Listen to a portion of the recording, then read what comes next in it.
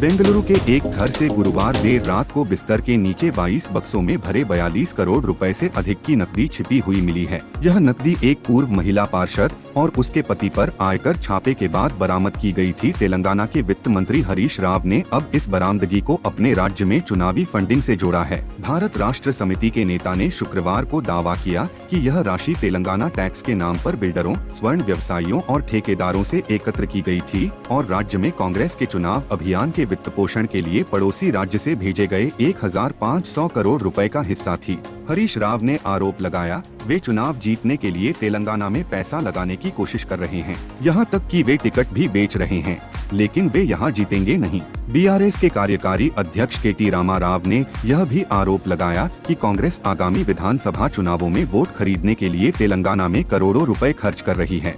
हाल ही में प्रधानमंत्री नरेंद्र मोदी ने निजामाबाद में एक जनसभा को संबोधित करते हुए आरोप लगाया था कि केसीआर ने कर्नाटक में कांग्रेस के चुनावों को वित्त पोषित किया था और अब चुकाने का वक्त आ गया है और कर्नाटक तेलंगाना में बीआरएस की मदद के लिए धन भेज रहा है। तेलंगाना में 30 नवंबर को मतदान होना है। आधी रात को आरटी नगर में अश्वत्थम्मा, उनके पति आर अंबिकाप्ती, उनकी बेटी और अश्वत्थम्मा के बहनोई प्रदीप पर छापे के बाद 500 रुपए के नोटों में नकदी मिली है।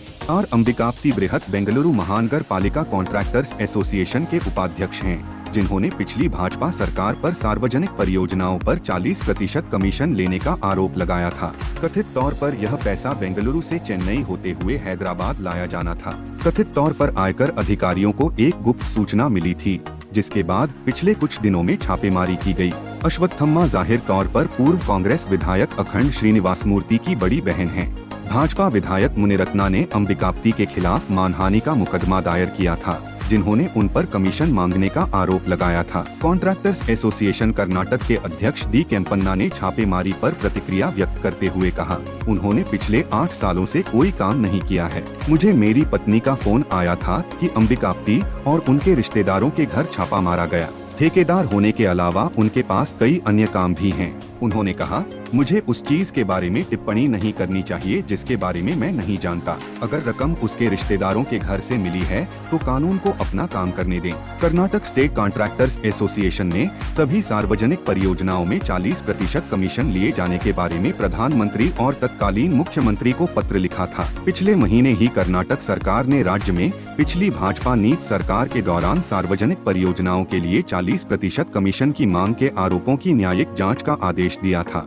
जांच पैनल पता लगाएगा कि क्या आकलन मौजूदा दरों की अनुसूची के अनुरूप थे और लागत बढ़ने की स्थिति में अनुमान को संशोधित करने की आवश्यकता थी। चुनाव प्रचार के दौरान 40% कमीशन का आरोप भाजपा सरकार पर निशाना साधने के लिए कांग्रेस के चुनावी मुद्दों में से एक था। इस साल मई में कर्नाटक चुनाव में 244 में से 137 सीटों के साथ कांग्रेस की भारी जीत मिली थी और भाजपा ने दक्षिण में अपना इकलौता गढ़ खो दिया था।